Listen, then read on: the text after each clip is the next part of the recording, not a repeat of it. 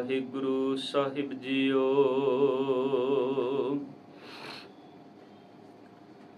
श्लोक मन इच्छा दान करणं सर्वत्र आशा पूर्ण खंडनं कल कलेशै प्रभ सिमर नानक नह दूरनै खंडनं कल कलेशै प्रभ सिमर नानक नह दूरनै। परम सन्मानयोग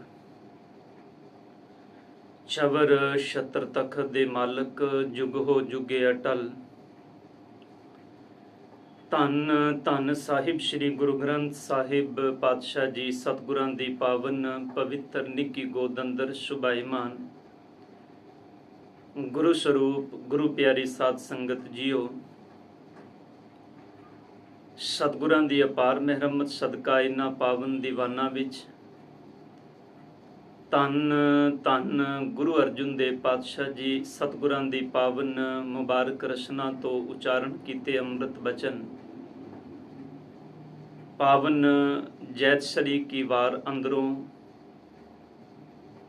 अमृतमयी बाणी श्लोक और पौड़ियां दी विचार आप पिछले दिनों तो श्रवण कर रहे हो। आओ आप जितने तन गुरु चरना विच जुड़ बैठे हो, जिथे बड़े प्यार और बड़ी एकाग्रता दे नाल आप जी सहबां दी पावन बाणी दे कीर्तन दे नाल जुड़ बैठे सो, उथे जो समा सतगुरां ने बख्शिश कीता है, आओ इस समय नूं सफल करदियां होयां सतगुर के इन्हां अमृत ते अमोलक बचनां दे नाल सांझ पाईए। करो किरपा सहबां दी पावन बाणी दी विचार आरंभ करन तो पहलां सतगुरां दी बख्शी होई फतेह प्रवान करो जी। वाहिगुरू जी का खालसा वाहिगुरू जी की फतेह। अमृतमय बाणी दे अंदरों जैतसरी महला पंजवां वार श्लोकां नाल इस पावन बाणी अंदरों तीजा श्लोक और पौड़ी जिंदी विचार साध संगत अज आपां इन्हां दीवानां विच करनी है। थोड़ा जिहा पहलों जो सतगुर ने इस पावन श्लोक ते पौड़ी दे अंदर उपदेश बख्शे है, धन गुरु अर्जुन देव पातशाह जी बख्शिश करते ने कि हे मेरे मन, उस मालक सतगुरु परिपूर्ण परमात्मा दे चरनां दे नाल जुड़ जो तेरे जीवन दियां सारियां इच्छावां पूरियां करन वाला है, जो समूचे खलकत संसार सब जियां दियां आशावां नूं पूर्ण करदा है, जिस दे नाम उपदेश दे नाल जुड़िया इस मन दे अंदर दे अनेकां कलेश जिहड़े ने वो दूर हो जाते ने। ध्यान देना साध संगत, मनुखी जीवन दे अंदर अनेकां चुनौतियां हुंदियां ने, क्योंकि संसार नूं वेख के ये मन बड़ी छेती प्रभावित हुंदा है। इस मन दा सुभाव है ये अपने तो किसे ताकतवर बंदे नूं वेखदा है ते इहदे मन अंदर इहदे अंदर एक ख्याल पैदा हो जाता है, दौड़ चल जाती उस वक्त भी मैं भी इस जैसा बन जावां। किसे नूं मायक तौर ते समर्थ वेख्या ते मन अंदर ख्याल बन उठदा भी मना तू भी इहदे वर्गा होवें। किसे बंदे दा घर चंगा वेख्या ते मन अंदर एक ख्याल बन जाता है भी मना तू इस जैसा बन जाए। पर सतगुरु गुरु ग्रंथ साहिब पातशाह जी कहते ने अपने मन के अंदर पैदा होने वाले तेरे ये जिहड़े फुरने ने, जिदन तू सतगुर दे उपदेश नाल जुड़ के अपने अंदर पैदा होने वाले इन्हां अनेकां फुरनियां नूं काबू विच कर लेंगा। काबू विच करन दा मतलब है जिस दिन तू ये मन दे अंदर उठन वाले वलवलियां दे पिछे नहीं दौड़ेगा, उस दिन समझ लई भी तू अपने जीवन दे मनोरथ दे नेड़े पहुंच गया। क्योंकि ये कर्म बड़ा औखा है साध संगत। इसे करके सतगुरु पातशाह जी ने बाणी अंदर इस मन की गल करदे आखे, मन प्यारिया तू सदा सच संभाले। हे मेरे मन तू सदा सच दी संभाल कर। सच की है? परमात्मा। भाव यह है भी तू सदा हकीकत नूं वेखण दा यतन कर, क्योंकि मनुख इन्हां नेत्रां नाल किसी दे बाहरमुखी जीवन नूं वेख के ते प्रभावित हो जाता है, पर इस मन नूं इन्ना नहीं पता हुंदा भी इस बंदे दा अंतर आत्मक जीवन कैसा है। हो सकता है मनुख बाहरों जिहड़ा सानूं बड़ा सुखी नज़र आ रहा होवे, वो बंदा अंदरों बहुत दुखी होवे, पर मन ने उसका अंदर नहीं वेखिया, मन ने सिर्फ उन्होंने बाहरों वेखिया। असल विच मनुख जदों ऐसी अवस्था दे विच कंडीशन विच आप पहुँचदा है, फिर इनू महसूस होंदा है भी असल गल की सी। गुरबाणी दा एक बड़ा प्यारा फरमान आप पढ़दे हो, धन गुरु ग्रंथ साहिब पातशाह जी की अमृत बाणी दे अंदर गुरु अर्जुन देव पिता जी बख्शिश करते ने, सब कहते ने सुख नाही बहुत है धन घट है। जेकर कोई मनुख आखे भी मैं दुनिया दे अंदर बहुता धन खट लवां, कमा लवां, ते सतगुर कहते ने बंदा ये सोचता है भी शायद बहुता धन कमा लवांगा ते सुखी हो जावांगा। ते सतगुरु गुरु ग्रंथ साहिब पातशाह कहते ने वेख इस दुनिया ते तो बहुते धन कमाण वालियां नूं भी अपनी निगाह नाल वेख ले। असल गल है गुरमुखो, जो कुछ मनुख नूं बाहरों नज़र आंदा है वो हकीकत विच अंदरों नहीं हुंदा। यही कारण है मनुख बाहरी शरीर की चमक दमक वेख के प्रभावित हुंदा है, पर अंदरों उन्ना ही वो खाली ते सखना हुंदा है।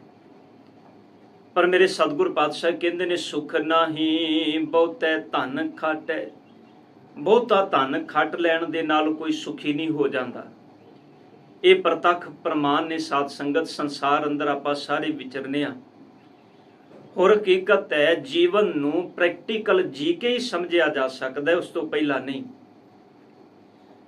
धन गुरु नानक पातशाह कहंदे ने जिन्हां दे कोलों बहुता धन है, कदी उस मनुख दे कोलों बह के वेख लवो ते उस मनुख नूं पुछ के वेख लवो भी तू सुखी है।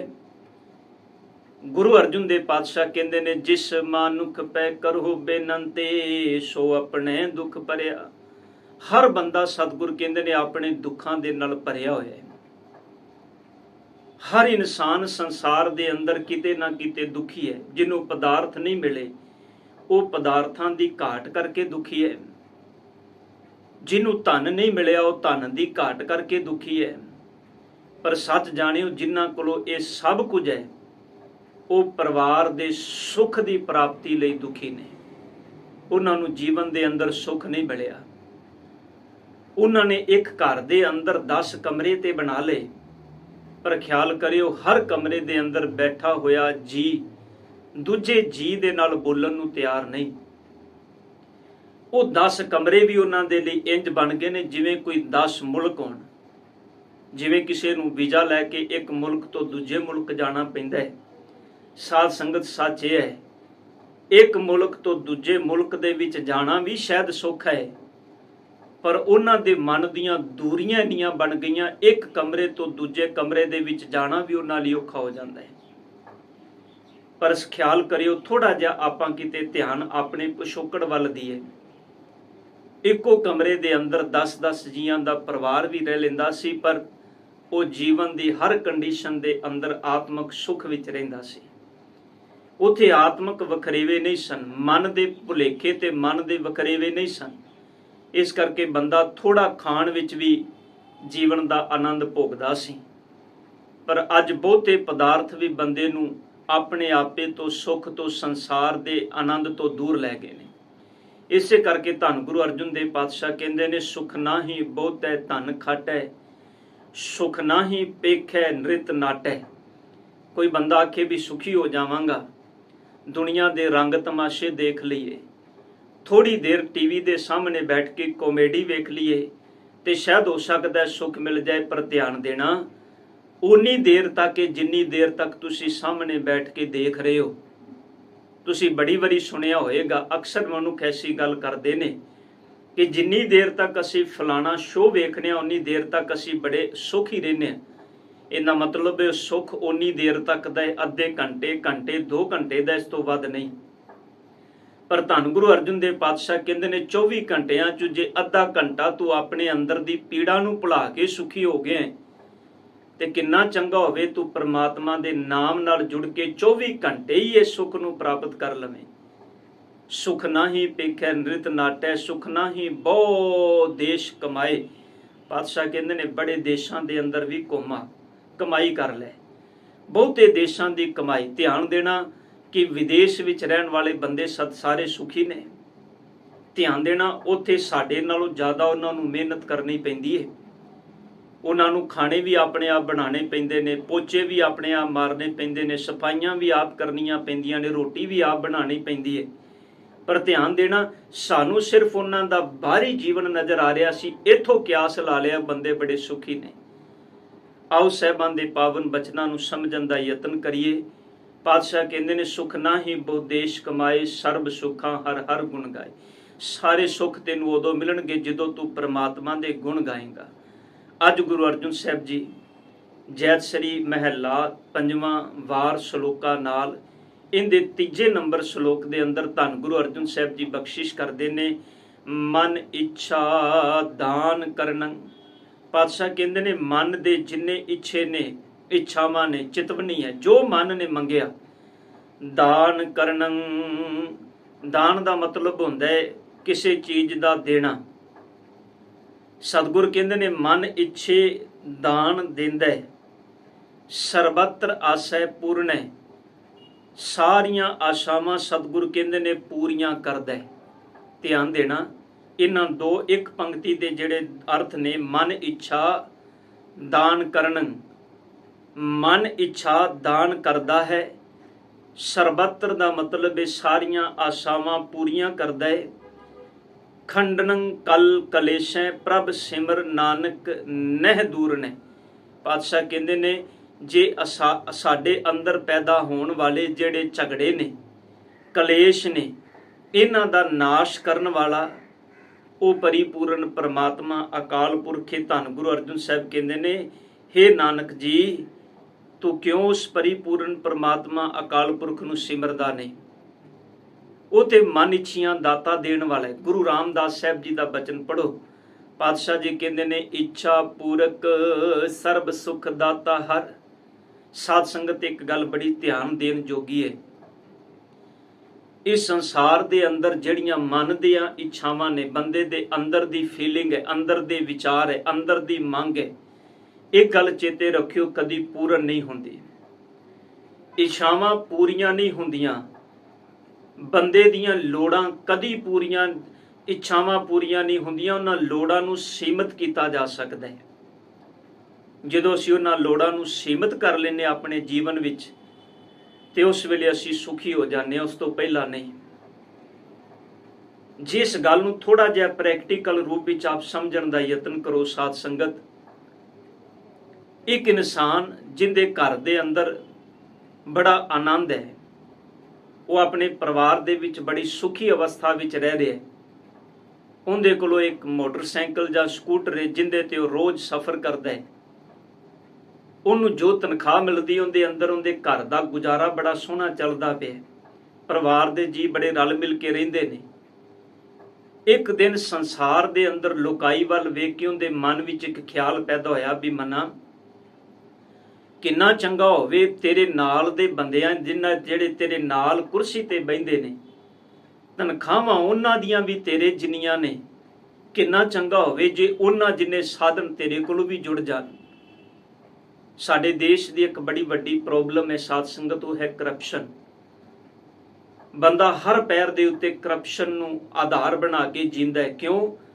ਕਿਉਂਕਿ ਅੰਦਰ ਇੱਕ ਲਾਲਸਾ ਪੈਦਾ ਹੋ ਗਈ ਹੈ, ਮੇਰੇ ਕੋਲ ਵੱਧ ਹੋਵੇ, ਮੇਰੇ ਕੋਲ ਜ਼ਿਆਦਾ ਹੋਵੇ। ਇਸ ਜ਼ਿਆਦਾ ਦੀ ਬਿਰਤੀ ਨੇ ਬੰਦੇ ਨੂੰ ਬੜੇ ਨਿਗਾਰ ਵੱਲ, ਪਸ਼ੂ ਵਾਲੇ ਜੀਵਨ ਤੇ ਲਿਆ ਕੇ ਖੜਾ ਕਰ ਦਿੱਤਾ ਹੈ।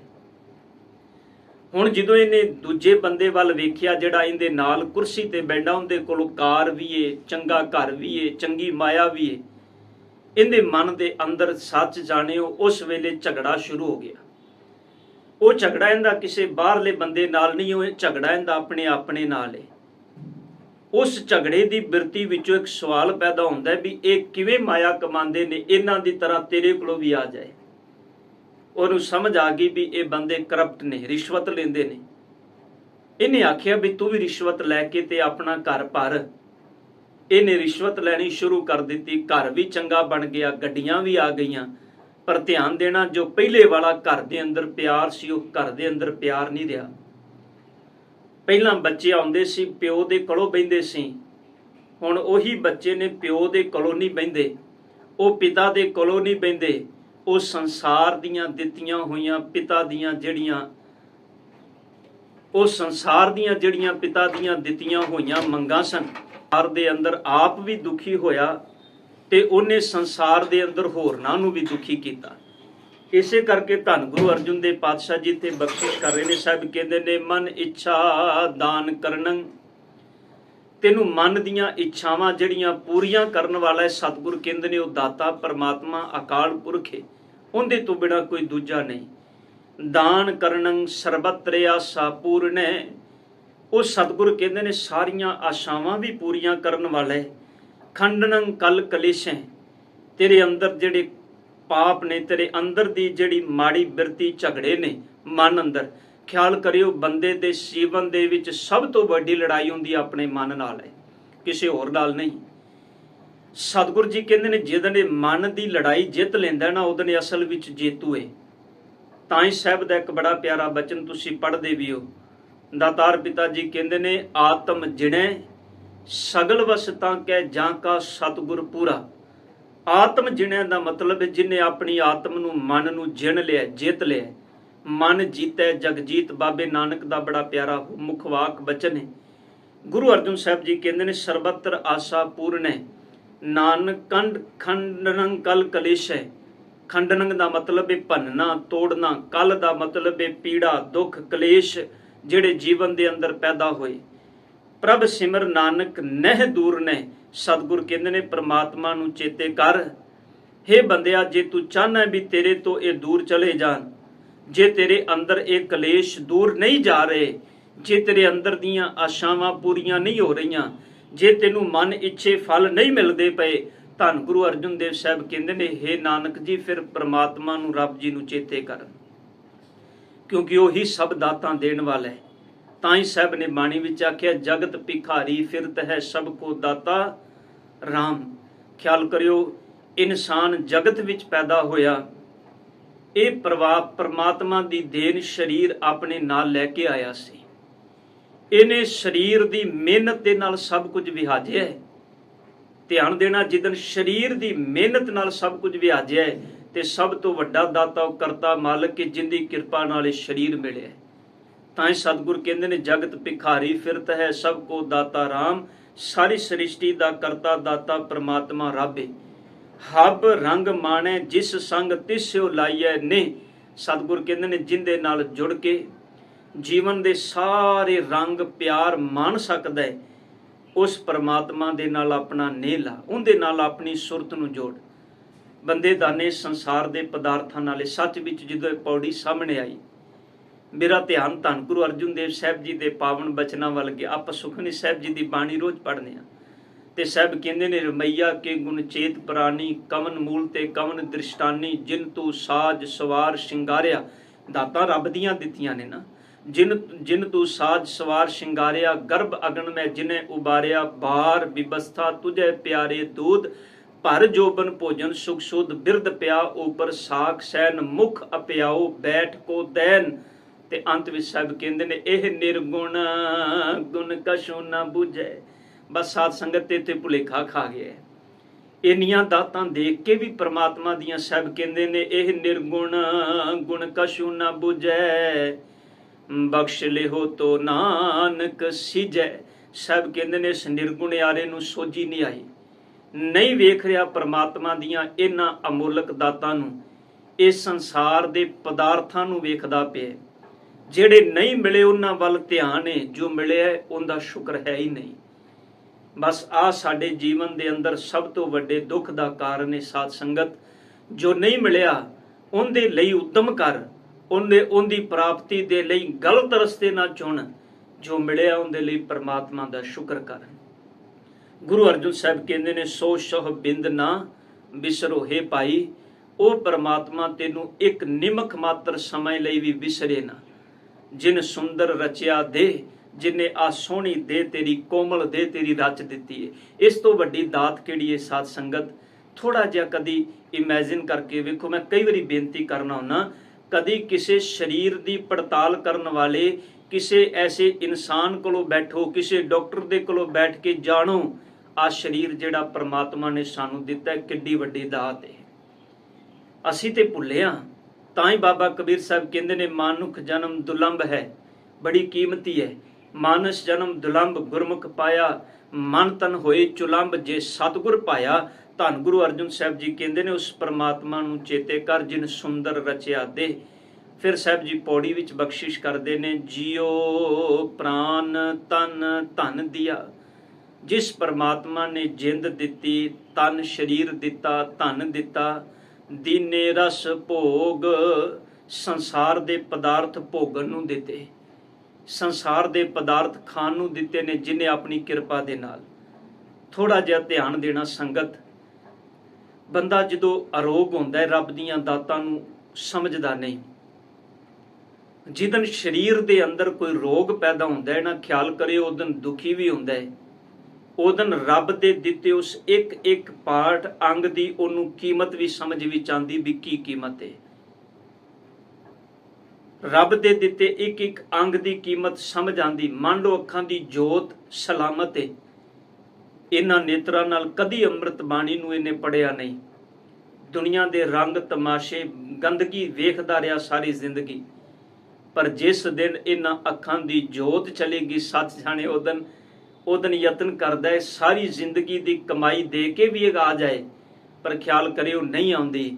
ਦਾਤਾਰ ਪਿਤਾ ਜੀ ਕਹਿੰਦੇ ਨੇ, ਉਸ ਦਿਨ ਇਹਨੂੰ ਸਮਝ ਆਉਂਦੀ ਹੈ ਵੀ ਰੱਬ ਦੇ ਦਿੱਤੇ ਇਹਨਾਂ ਅੰਗਾਂ ਦੀ ਕੀ ਇੰਪੋਰਟੈਂਸ ਹੈ। ਇਸ ਵਡਿਆਈ ਨੂੰ, ਇਸ ਦਾਤ ਨੂੰ ਅਸੀਂ ਪਹਿਲੋਂ ਜੀਵਨ ਵਿੱਚ ਕਿਉਂ ਨਹੀਂ ਸਮਝਦੇ? ਗੁਰੂ ਅਰਜਨ ਦੇਵ ਪਾਤਸ਼ਾਹ ਕਹਿੰਦੇ ਨੇ, ਜਿਸ ਪਰਮਾਤਮਾ ਨੇ ਜਿੰਦ ਦਿੱਤੀ, ਜਿੰਦ ਦੇ ਅੰਦਰ ਪ੍ਰਾਣ ਸਵਾਸ ਟਿਕਾਏ, ਜਿਨੇ ਤਨ ਦਿੱਤਾ, ਸਰੀਰ ਦਿੱਤਾ, ਧਨ ਪਦਾਰਥ ਦਿੱਤੇ, ਰਸ ਭੋਗਣ ਦੇ ਲਈ ਪਦਾਰਥ ਦਿੱਤੇ, ਗ੍ਰਹਿ ਮੰਦਰ ਰਥ ਅਸ਼ ਦੀਏ, ਸੋਹਣਾ ਘਰ ਦਿੱਤਾ, ਘੋੜੇ ਰਥ ਭਾਵ ਸੋਹਣੀ ਸਵਾਰੀ ਦਿੱਤੀ। ਅਜੋਕੇ ਸਮੇਂ ਅੰਦਰ ਸਾਧਨ ਬਾਹਰ ਮੁਖੀ, ਸੋਹਣੀਆਂ ਮਹਿੰਗੀਆਂ ਗੱਡੀਆਂ, ਦੀਏ ਰਚ ਭਲੇ ਸੰਜੋਗ, ਜਿਨੇ ਪਾਤਸ਼ਾਹ ਜੀ ਕਹਿੰਦੇ ਨੇ ਸੰਜੋਗ ਬਣਾਇਆ। ਇਹ ਸਾਰੀਆਂ ਦਾਤਾਂ ਦੇ ਨਾਲ ਬੰਦੇ ਦਾ ਸੰਬੰਧ ਜੁੜਿਆ। ਸੁਤ ਬਣਤਾ ਸਾਜਨ ਸੇਵਕ ਦੀਏ, ਪੁੱਤਰ ਦਿੱਤੇ, ਇਸਤਰੀ ਦਿੱਤੀ, ਸੱਜਣ ਮਿੱਤਰ ਦਿੱਤੇ। ਸੇਵਕ ਦਾ ਮਤਲਬ ਇੱਥੇ ਨੌਕਰ ਚਾਕਰ ਦਿੱਤੇ। ਪ੍ਰਭ ਦੇਵਨ ਜੋਗ ਉਸ ਦੇਨਹਾਰ ਪਰਿਪੂਰਨ ਪਰਮਾਤਮਾ ਨੇ, ਜਿਨੇ ਇੰਨੀਆਂ ਦਾਤਾਂ ਦਿੱਤੀਆਂ। ਸਭ ਕਹਿੰਦੇ ਨੇ, ਹਰ ਸਿਮਰਤ ਤਨ ਮਨ ਹਰਿਆ। ਉਸ ਪਰਮਾਤਮਾ ਨੂੰ ਚੇਤੇ ਕਰ। ਗੁਰੂ ਅਰਜਨ ਦੇਵ ਪਾਤਸ਼ਾਹ ਕਹਿੰਦੇ ਨੇ, ਤਨ ਤੇ ਮਨ ਹਰਿਆ ਹੋ ਜਾਏਗਾ। ਹਰਿਆ ਹੋਣ ਦਾ ਮਤਲਬ ਹੈ ਖੇੜੇ ਵਿੱਚ ਆ ਜਾਏਗਾ, ਖੁਸ਼ੀ ਵਿੱਚ ਆ ਜਾਏਗਾ। ਤੇਰੇ ਤਨ ਤੇ ਮਨ ਦੇ ਅੰਦਰ ਖਿੜਾਓ ਪੈਦਾ ਹੋ ਜਾਏਗਾ। ਲਹਿ ਜਾਏ ਵਿਜੋਗ, ਤੇਰੇ ਅੰਦਰ ਦੀ ਪੀੜਾ ਵਿਜੋਗ ਮਿਟ ਜਾਣਗੇ, ਜਿਨ੍ਹਾਂ ਕਰਕੇ ਰੱਬ ਨਾਲੋਂ ਟੁੱਟਿਆ ਹੋਇਆ ਤੈਨੂੰ ਸਮਝ ਆ ਜਾਏਗੀ ਉਹਨਾਂ ਚੀਜ਼ਾਂ ਦੀ। ਜਦੋਂ ਸਮਝ ਆ ਗਈ ਸੱਚ ਜਾਣੀ, ਉਦੋਂ ਸੱਚ ਨਾਲ ਜੁੜ ਜਾਏਗਾ। ਬਸ ਬੰਦੇ ਨੂੰ ਪ੍ਰਤੀਤ ਹੀ ਨਹੀਂ ਸਾਧ ਸੰਗਤ। ਜਿਸ ਦਿਨ ਪ੍ਰਤੀਤ ਆ ਜਾਂਦੀ ਹੈ, ਉਸ ਦਿਨ ਬੰਦਾ ਨੇੜੇ ਹੋ ਜਾਂਦਾ ਹੈ। ਜਿਸ ਦਿਨ ਸਮਝ ਆ ਗਈ ਮੈਂ ਵਿਛੜਿਆ ਕਿਉਂ ਹਾਂ, ਮਿਲਾਪ ਉਦਨ ਹੀ ਹੁੰਦਾ ਹੈ ਜਿਦਨ ਵਿਛੋੜੇ ਦੀ ਸਮਝ ਆ ਜਾਏ। ਤਾਂ ਹੀ ਬਾਬਾ ਫਰੀਦ ਸਾਹਿਬ ਕਹਿੰਦੇ ਨੇ, ਬਿਰਹਾ ਬਿਰਹਾ ਆਖੀਏ ਬਿਰਹਾ ਤੂੰ ਸੁਲਤਾਨ, ਫਰੀਦਾ ਜਿਤ ਤਨ ਬਿਰਹਾ ਨਾ ਉਪਜੈ ਸੋ ਤਨ ਜਾਨ ਮਸਾਨ। ਬਾਬਾ ਜੀ ਕਹਿੰਦੇ ਨੇ, ਤਨ ਹਰ ਸਿਮਰਤ ਤਨ ਮਨ ਹਰਿਆ, ਲਹਿ ਜਾਏ ਵਿਜੋਗ। ਸਭ ਕਹਿੰਦੇ ਨੇ, ਸਾਧ ਸੰਗ ਹਰ ਗੁਣ ਰਮੋ। ਪਾਤਸ਼ਾਹ ਜੀ ਹੁਣ ਸੋਲੂਸ਼ਨ ਦੱਸਦੇ ਨੇ, ਕਹਿੰਦੇ ਨੇ ਕਰਨਾ ਕੀ ਹੈ। ਗੁਰੂ ਅਰਜਨ ਸਾਹਿਬ ਕਹਿੰਦੇ ਨੇ, ਸਾਧ ਸੰਗਤ ਵਿੱਚ ਜੁੜ। ਸਾਧ ਸੰਗਤ ਵਿੱਚ ਜੁੜ ਕੇ ਉਸ ਪਰਮਾਤਮਾ ਦੇ ਅੰਮ੍ਰਿਤ ਗੁਣਾਂ ਨੂੰ ਚੇਤੇ ਕਰ। ਬਿਨਸੇ ਸਭ ਰੋਗ, ਤੇਰੇ ਮਨ ਦੇ ਸਾਰੇ ਰੋਗ ਬਿਨਸ ਜਾਣਗੇ। ਤੇਰੇ ਮਨ ਦੇ ਅੰਦਰ ਦੀ ਭਟਕਣਾ ਭਜਣਾ, ਜਿਹੜਾ ਸੰਸਾਰ ਦੇ ਅੰਦਰ ਤੇਰਾ ਮਨ ਦੌੜ ਰਿਹਾ, ਤੇਰੇ ਮਨ ਦੀ ਇਹ ਭਟਕਣਾ, ਤੇਰੇ ਮਨ ਦੀ ਇਹ ਖੁਆਰੀ, ਤੇਰੇ ਮਨ ਦੇ ਇਹ ਭਰਮ ਉਦੋਂ ਦੂਰ ਹੋਣਗੇ। ਸਭ ਕਹਿੰਦੇ ਨੇ ਜਦੋਂ ਸਾਧ ਸੰਗਤ ਵਿੱਚ ਬੈਠ ਕੇ ਕਰਤੇ ਪ੍ਰਮਾਤਮਾ ਦੇ ਗੁਣਾਂ ਨੂੰ ਚੇਤੇ ਕਰੇਗਾ, ਜਿਸ ਵੇਲੇ ਉਹਦੇ ਗੁਣ ਯਾਦ ਕਰੇਗਾ, ਧੰਨ ਗੁਰੂ ਅਰਜਨ ਸਾਹਿਬ ਕਹਿੰਦੇ ਨੇ ਉਸ ਦਿਨ ਤੇਰੇ ਅੰਦਰ ਦੇ ਇਹ ਭਰਮ ਮਿਟ ਜਾਣਗੇ, ਸੋਝੀ ਆ ਜਾਏਗੀ ਤੈਨੂੰ ਕਰਤੇ ਦੇ ਨਾਮ ਦੀ, ਕਰਤੇ ਦੀਆਂ ਵਡਿਆਈਆਂ ਦੀ, ਕਰਤੇ ਦੇ ਗੁਣਾਂ ਦੀ। ਇਸੇ ਕਰਕੇ ਧੰਨ ਗੁਰੂ ਅਰਜਨ ਸਾਹਿਬ ਕਹਿੰਦੇ ਨੇ ਜਿਸ ਕਰਤੇ ਮਾਲਕ ਪ੍ਰਮਾਤਮਾ ਨੇ ਇੰਨਾ ਕੁਝ ਦਿੱਤਾ ਹੈ, ਗੁਰੂ ਅਰਜਨ ਸਾਹਿਬ ਜੀ ਕਹਿੰਦੇ ਨੇ ਉਹਨੂੰ ਚੇਤੇ ਕਰ। ਸੁੰਦਰ ਸੇਜ ਅਨੇਕ ਸੁਖ ਰਸ ਭੋਗਨ ਪੂਰੇ, ਗ੍ਰਹਿ ਸੋਇਨ ਚੰਦਨ ਸੁਗੰਧ ਲਾਏ ਮੋਤੀ ਹੀਰੇ, ਮਨ ਇੱਛੇ ਸੁਖ ਮਾਨਦਾ ਕਿਛ ਨਾਹੀ ਵਿਸੂਰੇ, ਸੋ ਪ੍ਰਭ ਚਿਤ ਨਾ ਆਵੇ ਵਿਸ਼ਟਾ ਕੇ ਕਿਰੇ। ਸਤਿਗੁਰ ਕਿਰਪਾ ਕਰਨ। ਧੰਨ ਗੁਰੂ ਅਰਜਨ ਦੇਵ ਪਾਤਸ਼ਾਹ ਜੀ ਆਪਣੇ ਨਾਮਰਤ ਬਚਨਾਂ ਨੂੰ ਸਮਝਣ ਦੀ ਦਾਤ ਆਪਣੇ ਚਰਨਾਂ ਵਿੱਚੋਂ ਬਖਸ਼ ਦੇਣ। ਹੋਈਆਂ ਗਲਤੀਆਂ ਬਖਸ਼ ਲੈਣੀਆਂ। ਸਾਧ ਸੰਗਤ ਬੁਲਾਓ ਫਤਿਹ ਜੀ। ਵਾਹਿਗੁਰੂ ਜੀ ਕਾ ਖਾਲਸਾ